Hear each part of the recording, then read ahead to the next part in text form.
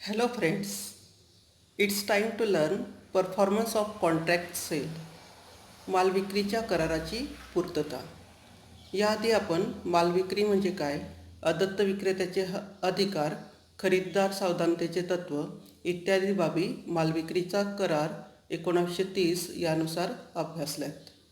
आज आपण मालविक्रीच्या कराराची पूर्तता म्हणजे काय आणि मालविक्रीच्या कराराच्या पूर्ततेसंबंधी महत्त्वाच्या ज्या काही बाबी आहेत त्या अभ्यासणार आहोत.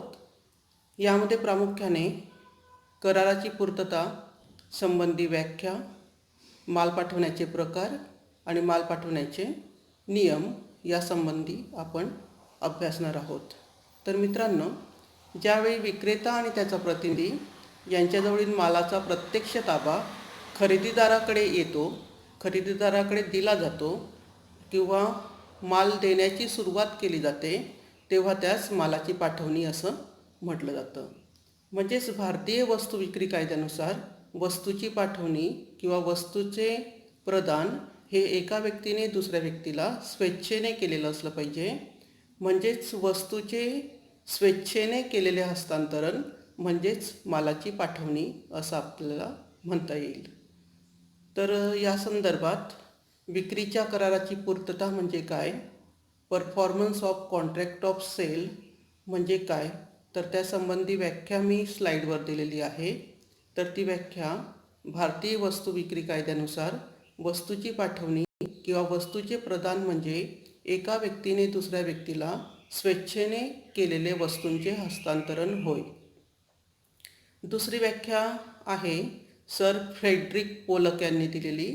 त्यांच्या मते मालाची पाठवणी म्हणजे स्वतःहून वस्तूचा ताबा दुसऱ्या व्यक्तीच्या स्वाधीन करणे होय. तर ह्या व्याख्यांवरून आपल्याला लक्षात येतं की मालाची पाठवणी किंवा मालाचे प्रदान म्हणजेच एका व्यक्तीने दुसऱ्या व्यक्तीला स्वतःहून स्वेच्छेने वस्तूचे प्रदान करणे. अर्थातच हे प्रदान किमतीच्या मोबदल्यात केलेले असते, म्हणजे हा खरेदी विक्रीचा व्यवहार असतो. तर ज्यावेळेस वस्तूचं प्रदान केलं जातं त्यावेळेस मालविक्रीचा करार पूर्ण होतो असं या ठिकाणी म्हणता येईल. म्हणजेच एका व्यक्तीने दुसऱ्या व्यक्तीला स्वेच्छेने वस्तूचा ताबा हस्तांतरित केला असेल तर त्याला वस्तूचं प्रदान असं म्हटलं जातं. आणि वस्तूचे प्रदान झाल्यानंतर किंमत खरेदीदाराने दिल्यानंतर त्या ठिकाणी मालविक्रीचा करार हा पूर्णत्वास जात असतो. तर मित्रांनो, माल पाठवण्याचे अनेकविध प्रकार आहेत. त्यामध्ये मुख्यतः 3 प्रकार महत्त्वाचे आहेत. Types of delivery of goods. यामध्ये पहिला प्रकार आहे मालाची प्रत्यक्ष पाठवणी, ॲक्च्युअल डिलिव्हरी ऑफ गुड्स. तर भारतीय वस्तू विक्री कायद्यानुसार कलम 33 मध्ये नमूद केलेले आहे की विक्रेता जेव्हा खरेदीदाराला किंवा त्याच्या अभिकर्त्याला किंवा एजंटला वस्तूचा ताबा स्वेच्छेने देतो तेव्हा त्यास वास्तविक प्रदान असं म्हटलं जातं. म्हणजेच वस्तूचे प्रत्यक्ष ताबा देणं म्हणजे वस्तूचं प्रत्यक्ष पाठवणी. वास्तविक प्रदानामध्ये वस्तू प्रदान करण्याचं कृत्य केलेलं असल्यामुळे ह्या कृत्यास वस्तू प्रदान असं म्हटलं जातं, मालाची प्रत्यक्ष पाठवणी असं म्हटलं जातं. म्हणजेच वस्तू खरेदीदाराच्या ताब्यात जात असतात. त्यानंतर दुसरा आहे मालाची सांकेतिक पाठवणी किंवा सांकेतिक प्रदान, सिम्बॉलिक डिलिव्हरी ऑफ गुड्स. जेव्हा वस्तूची वास्तविक पाठवणी केली जाते त्यावेळेस त्यास प्रत्यक्ष पाठवणी असं म्हटलं जात असतं. परंतु ज्यावेळेस वस्तूचं प्रत्यक्ष हस्तांतरण होत नाही त्यावेळेस वस्तूचा ताबा प्राप्त करण्यासाठी विक्रेत्याकडून खरेदीदाराला सांकेतिक स्वरूपामध्ये किंवा टोकन स्वरूपामध्ये ती वस्तू प्रदान केली जाते. त्याला सांकेतिक प्रदान असं म्हटलं जातं. उदाहरणार्थ, खरेदीदाराला फ्लॅट खरेदी करावयाचा असेल तर फ्लॅटची चाबी खरेदीदाराला दिली जाते. म्हणजेच त्याला संकेत दिला जातो की ही चाबी आता तुझ्याकडे दिली म्हणजे फ्लॅट तुझ्या मालकीचा. जर इमारतीचं बांधकाम सुरू असेल तर बांधकाम सुरू असताना जर खरेदीदाराने फ्लॅट बुक केला तर त्या फ्लॅटबद्दल त्याला काहीतरी टोकन स्वरूपामध्ये कागदपत्र दिली जातात. म्हणजेच या ठिकाणी सांकेतिक वस्तू ही खरेदीदाराकडे सोपवली जात असते. संकेत असतात खरेदी विक्रीच्या व्यवहाराचे. म्हणजेच या ठिकाणी प्रत्यक्ष वस्तू जरी सोपवलेली नसली तरीसुद्धा खरेदी विक्रीचा व्यवहार विक्रेता आणि खरेदीदार यांच्यामध्ये घडून येत असतो. त्यानंतर तिसरा प्रकार आहे मालाची रचनात्मक पाठवणी, कन्स्ट्रक्टिव्ह डिलिव्हरी ऑफ गुड्स.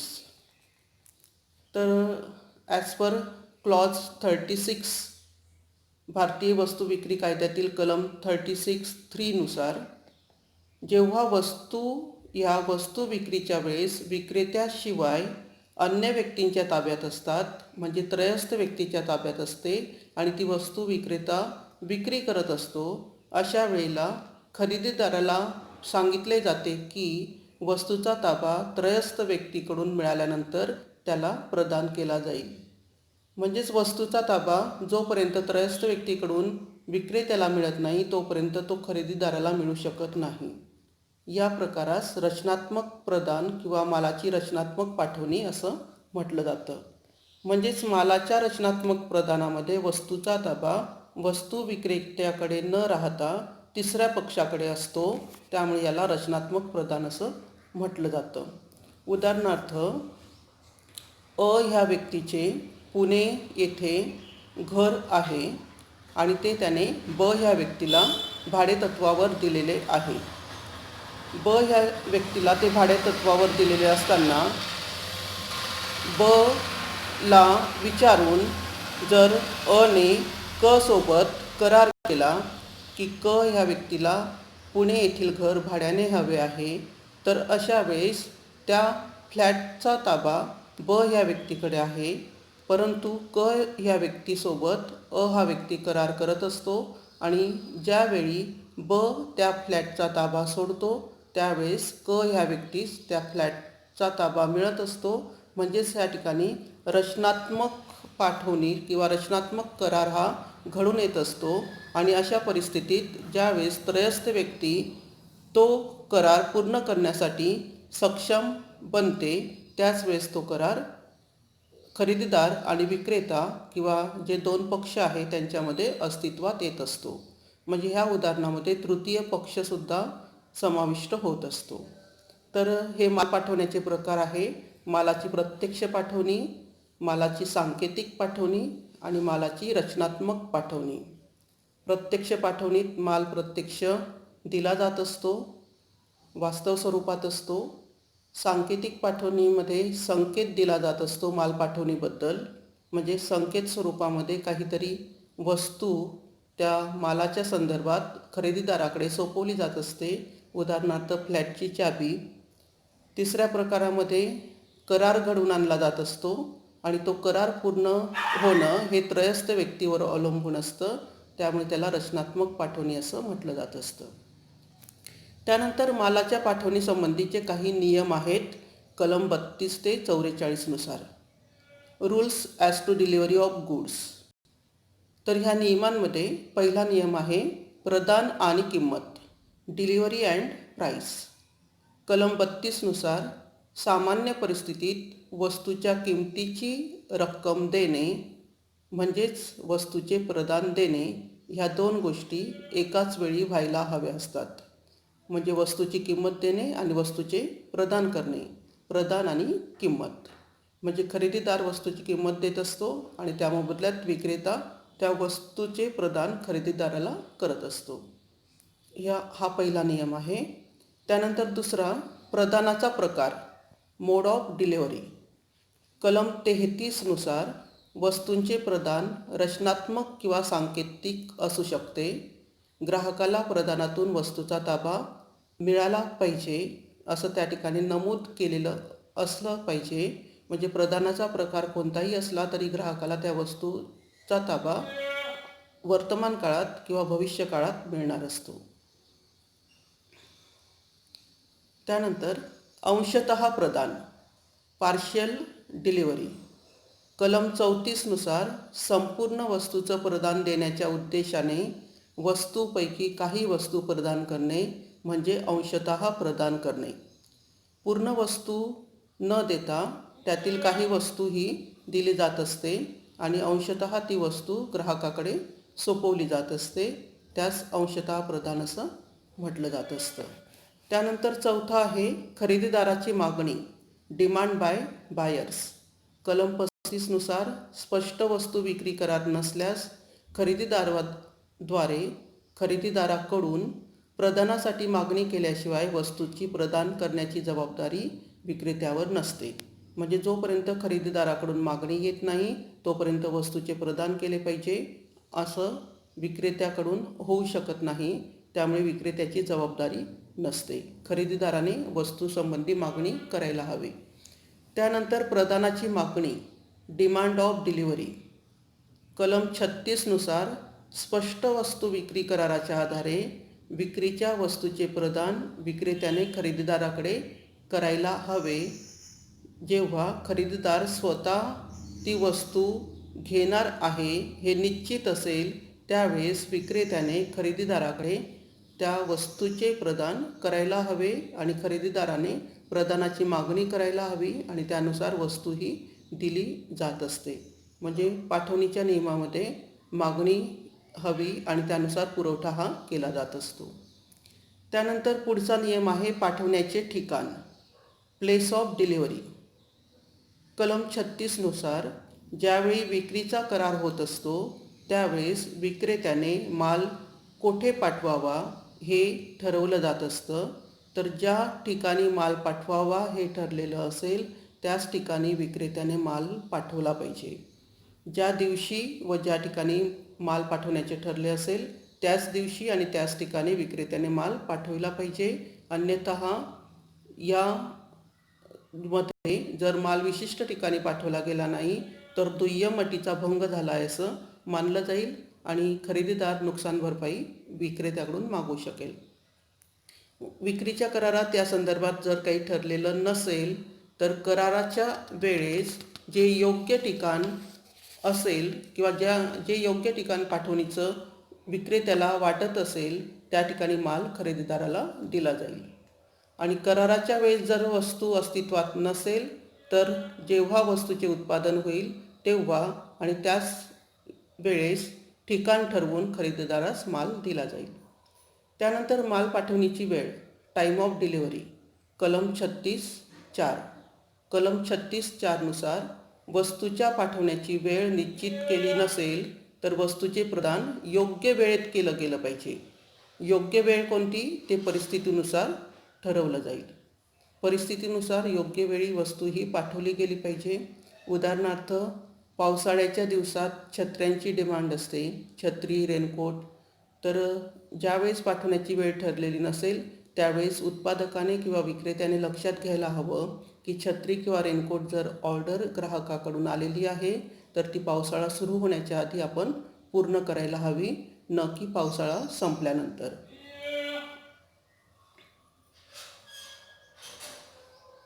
त्यानंतर पुढचा मुद्दा आहे तृतीय पक्षाच्या ताब्यातील वस्तू, थर्ड पार्टी.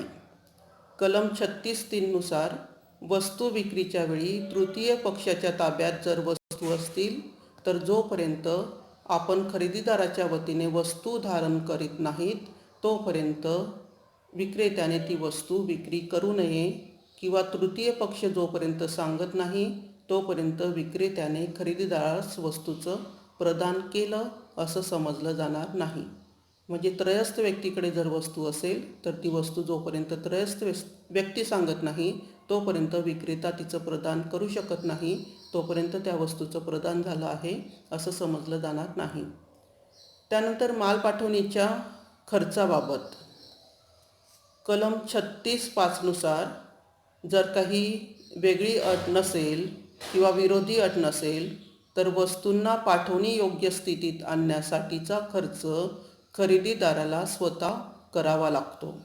म्हणजे माल आपल्या ठिकाणापर्यंत नेण्याचा खर्च खरेदीदाराला स्वतः करावा लागत असतो जर वेगळं काही नमूद केलेलं नसेल तर.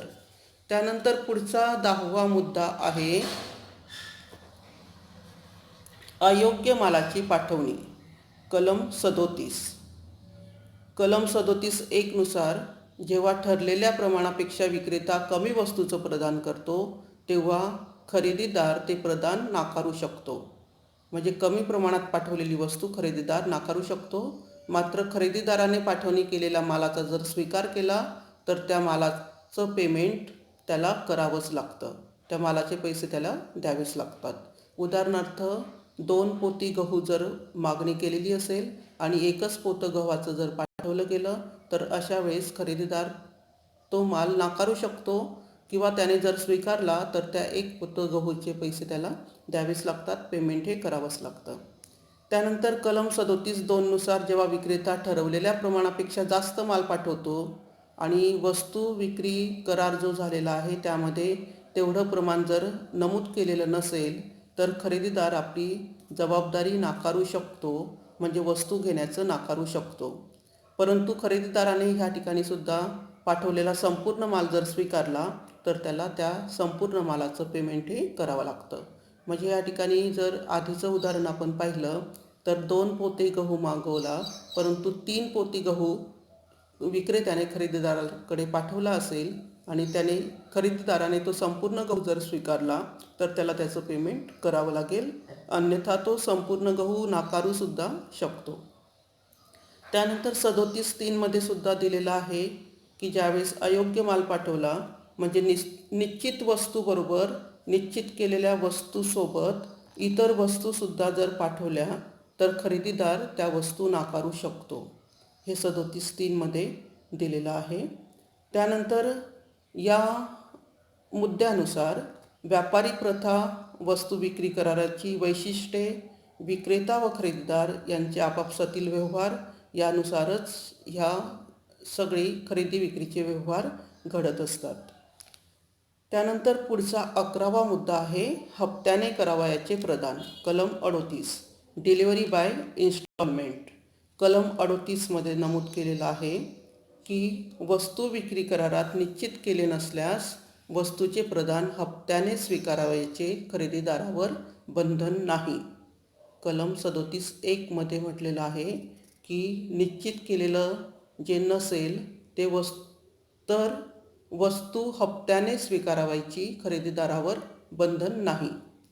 कलम 38(2) मध्ये म्हटलेलं आहे जर प्रदान ठराविक हप्त्यात करावयाचे असल्यास प्रत्येक हप्त्याचे मूल्य हे वेगवेगळे द्यावयाचे असल्यास विक्रेत्याने एका किंवा अधिक हप्त्याने प्रदान केले नाही किंवा सदोष प्रदान केले तर संपूर्ण वस्तू विक्री कराराचा भंग आहे की आंशिक भंग आहे हे परिस्थितीवरून व वस्तू विक्री करारात व वस्तू विक्री कराराच्या अटीवरून ठरवलं जाईल. म्हणजे ज्यावेळेस प्रदान हप्त्याने केलेलं असेल त्यावेळेस कराराचा भंग झालेला आहे किंवा नाही, ज्यावेळेस इन्स्टॉलमेंटची अमाऊंट दिली जात नाही किंवा अंशतः दिली जाते त्यावेळेस ते परिस्थितीवरून ठरवलं जाईल की करार भंग झाला आहे की करार सुरू ठेवावा. त्यानंतर वाहतूकदाराकडे मालाची पाठवणी. Delivery of carrier. कलम 39 नुसार हे मुद्दे आहेत. तर कलम 39(1) नुसार खरेदीदाराला वस्तू पाठवण्याच्या हेतूने वस्तू वाहकाच्या ताब्यात ज्यावेळेस दिल्या जातात त्यावेळेस खरेदीदाराला वस्तूची पाठवणी केली असं मानलं जातं. म्हणजे आपल्याला गहू खरेदी करायचे आहेत तर ते ज्यावेळेस ट्रकमध्ये किंवा कोणत्याही व्हेकलमध्ये लॉन्च केले जातात त्यावेळेस खरेदीदाराकडे ती वस्तू पाठवली आहे असं मानलं जातं. त्यानंतर कलम 39(2) नुसार खरेदीदाराने अधिकृत विरोधी सूचना दिली नसेल तर वस्तूचं स्वरूप आणि संबंधित परिस्थिती लक्षात घेऊन विक्रेता खरेदीदारातर्फे वाहतूकदाराशी करार करू शकतो. म्हणजेच विक्रेता खरेदीदारातर्फे वाहतूकदार ठरवू शकतो आणि माल वाहून नेऊन खरेदीदाराकडे सोपवू शकतो. म्हणजे माल वाहतुकीमध्ये जर खराब झाला किंवा त्याची मोडतोड झाली तर खरेदीदार माल स्वीकारण्याचं ह्या ठिकाणी नाकारू शकतो किंवा माल स्वीकारून झालेल्या नुकसानीसाठी विक्रेत्याला जबाबदार धरू शकतो, कारण विक्रेत्याने खरेदीदारासाठी मालवाहतूक करण्याचा त्या ठिकाणी करार केलेला असतो. त्यानंतर विक्रेता खरेदीदाराकडे जर जलमार्गाने वस्तू पाठवत असेल तर कलम 39(3) नुसार तर अशा वस्तूंचा जलमार्गाने पाठवण्याच्या वस्तूचा विमा आधीच काढून घेणं आवश्यक आहे आणि तशी पूर्वसूचना खरेदीदाराला दिली पाहिजे. जर पूर्वसूचना दिली नसेल आणि मार्गात वस्तूची जर काही हानी झाली, नुकसान झालं, तर अशा नुकसानीस विक्रेताच जबाबदार राहील. त्यानंतर पुढचा 13वा मुद्दा आहे दूर अंतरावर पाठवणे. दूर अंतरावर वस्तूचे प्रदान. Delivery of sending of long distance of goods. कलम 40नुसार हा मुद्दा आहे. जेव्हा विक्रेता विकलेली वस्तू दूरच्या खरेदीदाराकडे स्वतःच्या हमीवर पाठवत असतो किंवा पाठवण्याचं कबूल करत असतो, तेव्हा मार्गात वस्तूमध्ये जर काही नुकसान झालं, ऱ्हास झाला, वस्तूचा ऱ्हास झाला, वस्तूमध्ये काही कमतरता आली, तर त्याची जबाबदारी खरेदीदाराचीच राहील.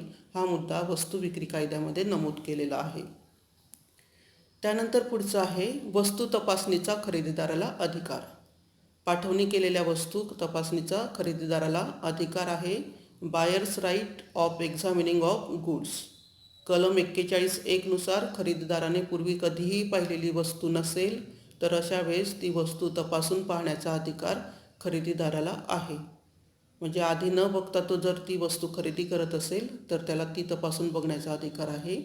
कलम 41(2) जर वेगळ्या प्रकारे काही ठरलेलं नसेल तर जेव्हा विक्रेता खरेदीदाराला वस्तूची पाठवणी करतो त्यावेळी वस्तू ठरल्याप्रमाणे आहे किंवा नाही हे तपासण्याचा अधिकार खरेदीदाराला असतो.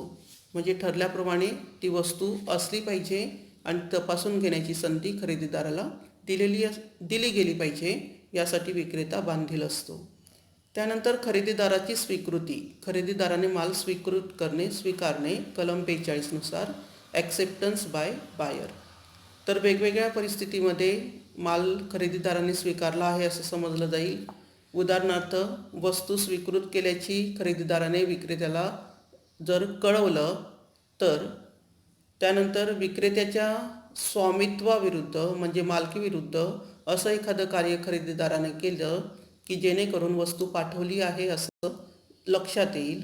उदाहरणार्थ फ्लॅटची चाबी मिळालेली आहे, फ्लॅटवर जाऊन त्याने लॉक खोललं आणि फ्लॅटमध्ये राहू लागला, म्हणजेच ह्या दृष्टिकोनातून विक्रेत्याचं स्वामित्व त्या ठिकाणी नष्ट होईल आणि खरेदीदाराला ती वस्तू त्या फ्लॅटची चाबी मिळाल्यानंतर फ्लॅटचा प्रत्यक्ष ताबा मिळेल. त्यानंतर योग्य अवधी योग्य वेळ संपल्यानंतर सुद्धा खरेदीदार वस्तू आपल्याजवळ ठेवत असेल तर खरेदीदाराने स्वीकृती दिली आहे असं समजण्यात येईल. त्यानंतर 16वा मुद्दा आहे नाकारलेल्या वस्तू परत करणे. कलम 43 रिटर्न ऑफ रिजेक्टेड गुड्स. खरेदीदाराने ज्या वस्तू नाकारलेल्या आहेत, ज्या वस्तू त्याला नको आहेत, ज्या वस्तू त्याने मागवलेल्या नव्हत्या परंतु त्याच्यापर्यंत येऊन पोचलेल्या आहे, अशा अस्वीकृत वस्तू परत करण्याचा अधिकार खरेदीदाराला असला तरीसुद्धा विक्रेत्याने त्या वस्तू स्वीकारत असताना योग्य त्या सूचनांचं किंवा योग्य त्या गोष्टींचं पालन केलं गेलेलं आहे किंवा नाही हे तपासणं आवश्यक आहे. म्हणजेच वस्तू स्वीकारत नाही याबद्दल खरेदीदाराने विक्रेत्याला आधी कळवलेलं असलं पाहिजे, तेव्हाच विक्रेता ती वस्तू स्वीकारू शकेल. त्यानंतर पुढचा मुद्दा आहे, पुढचा आणि शेवटचा, वस्तू नाकारण्याचा परिणाम. कलम 44 इफेक्ट ऑफ रिजेक्टिंग गुड्स. विक्रेता मालाची पाठवणी देण्यास तयार असेल आणि तशी विनंती तो खरेदीदाराला करीत असेल की माल स्वीकारावा, परंतु खरेदीदार योग्य वेळेच्या आत जर पाठवणी करत नसेल तर त्यामुळे विक्रेत्याची काही जर हानी झाली, नुकसान झालं तर त्यासाठी खरेदीदार जबाबदार राहील. म्हणजेच विशिष्ट मुदतीत खरेदीदाराने वस्तू स्वीकारली नाही आणि त्यानंतर मात्र मुदत संपल्यानंतर खरेदीदाराने त्या वस्तू स्वीकारण्यास नकार दिला तर ह्या नकाराचे जे परिणाम होतील त्याची जबाबदारी खरेदीदारावर राहील. तर मित्रांनो, ह्या ठिकाणी आपण माल पाठवणी करण्यासंबंधीचे नियम अभ्यासलेत. तर यानंतरच्या लेक्चरमध्ये आपण पुढचा टॉपिक सुरू करणार आहोत. तर हा टॉपिक मालविक्री कायदा 1930 ह्या ठिकाणी झालेला आहे, संपलेला आहे. तर मित्रांनो, आज आपण इथे थांबूया. धन्यवाद. Have a nice day. Thank you.